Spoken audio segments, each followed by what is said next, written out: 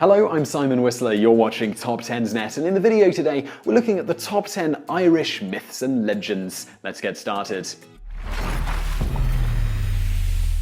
Ireland's long history is riddled with ancient mythology and folklore. Ireland's ancient societies, the Druids and the Celtics, believed in the power of magic, and many of these beliefs spread to modern-day legends told again and again across the country. Stories of warriors with all the knowledge of the world, fairies playing pranks on farm owners, and leprechauns hiding their gold at the end of a rainbow all add to the mysterious appeal of Ireland. Let's get started. Number 10. The Banshee. The Banshee was a woman who carried with her an omen of death. Sometimes you saw the Banshee as an old woman dressed in rags, sometimes you saw her as a young and beautiful girl, and sometimes you saw her as a washwoman, wringing out bloody clothing. Whenever she was seen, she let out a horrible cry, and legend has it that this cry brought death to any family that heard it. King James I of Scotland thought he was approached by a Banshee. Shortly after, he died at the Earl of Atholl. Number 9. Púcas. The Púcas are a certain type of fairy, one bent on creating havoc in the mortal world. The Púca appeared at night across rural Ireland and the seaboard. On a good day, the Púca would cause destruction on a farm, tearing down fences and disrupting the wild animals. On a bad day, the Púca would stand outside the farmhouse and call the people outside by name. If anyone came out, the Púca would carry them away. The Púcas also loved to mess with the ships pulling away from Ireland and were blamed for many shipwrecks along the rocky coast. Number 8. Changelings. As legend has it, female fairies often give birth to deformed children. Since the fairies prefer visually pleasing babies, they would go into the mortal world and swap with a healthy human baby, leaving behind a changeling. While the changeling looked like a human baby, it carried none of the same emotional characteristics. The changeling was only happy when misfortune or grief happened in the house. The changeling legend has lasted for centuries. William Shakespeare talks of a changeling in his play A Midsummer Night's Dream. 300 years later, Scarlett O'Hara believed Rhett Butler's illegitimate child was a changeling in Gone with the Wind. Number 7. Dagda's harp. In Irish mythology, the Dagda was a high priest who had a large and beautiful harp. During a war, a rival state stole Dagda's harp and took it to an abandoned castle. Dagda followed the tribe and called to the harp. The harp came to Dagda and he struck the chords. The harp let out the music of tears and everyone in the castle began to cry.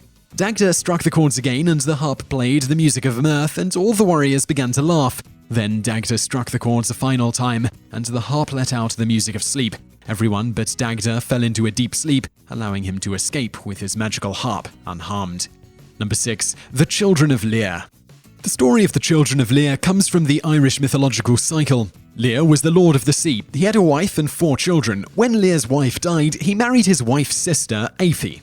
Aoife was jealous of Lir's children and wanted to be rid of them. One day, Aoife took the children to a lake. While they were swimming, she performed a spell on them and turned them into swans. Under the spell, the children were to remain as swans until they heard the sound of a Christian bell. The swans swam from lake to river to stream for years waiting for the sound of that bell, but it wasn't until St. Patrick came to Ireland that the children could be free of the curse, 900 years later.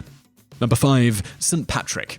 For most people, St. Patrick is the man who brought a day of good times and green beer to pubs across the world. In reality, St. Patrick wasn't made a saint until centuries after his death, and he wasn't even Irish. St. Patrick was born in Britain to a wealthy family. During his childhood, he was kidnapped and sold into slavery in Ireland. During his years in slavery, he converted to Christianity, and once freed, he did spend the rest of his life teaching the Irish about the Christian religion, but he was soon forgotten after his death. It wasn't until many years later that monks began telling the tale of St. Patrick forcing all the snakes out of Ireland. Something he never could have done, as there never were any snakes in Ireland. Number 4. The Shamrock. The 3 green leaves of the shamrock is more than the unofficial symbol of Ireland and once of the marshmallows in Lucky Charms. The shamrock has held meaning to most of Ireland's historic cultures. The Druids believed the shamrock was a sacred plant that could ward off evil. The Celtics believed the shamrock had mystical properties due to the plant's 3 heart-shaped leaves. The Celtics believed 3 was a sacred number. Some Christians also believed the shamrock had special meaning, the 3 leaves representing the Holy Trinity. Number 3. Finn MacCool. Finn MacCool is a mythological warrior that appears in several Irish legends. One popular story tells of a salmon that knew of all the world's knowledge. Finn decided to eat the salmon in order to gain the knowledge. As he was cooking the fish, juice squirted out and burned Finn's thumb. Finn stuck his thumb in his mouth to stop the pain and instantly learned the knowledge the salmon carried. From then on, anytime Finn sucked his thumb, he gained whatever knowledge he was seeking. Number 2. Fairies. Fairies exist in some form in mythology all over the world, but hold a special importance to the Irish. The Fairy Society in Ireland is thought to be very much alive and far from Peter Pan's Tinkerbell. An Irish fairy can take any form she wishes, but will usually choose a human form. They are said to be beautiful, powerful, and hard to resist, which is unfortunate because most fairies in Ireland love to bring misfortune and bad luck to the mortals who come near them. Number 1. Leprechauns. The leprechaun is likely the most widely known type of fairy living in Ireland. Leprechauns have been in existence in Irish legends since the medieval times. Traditionally, leprechauns are tall fairies and often appear to humans as an old man, much different from the modern view of a small, childlike fairy in a green suit. As legend holds, leprechauns love to collect gold, which they store in a pot and hide at the end of a rainbow. If a human catches a leprechaun, the fairy must grant the human 3 wishes before he can be released. So I really hope you enjoyed that video about Irish myths and legends. If you did, please give us a like below. It really helps out. And don't forget to subscribe for brand new videos just like this every day of the week. Also, leave us a comment. We'd love to know what you think of the video. And do check out a couple of other ones we have put together. Over there on the right, there's the top 10 secret societies, and below that, the top 10 myths about Coca-Cola that actually turned out to be true. So check those out. Don't forget to subscribe, and thank you for watching.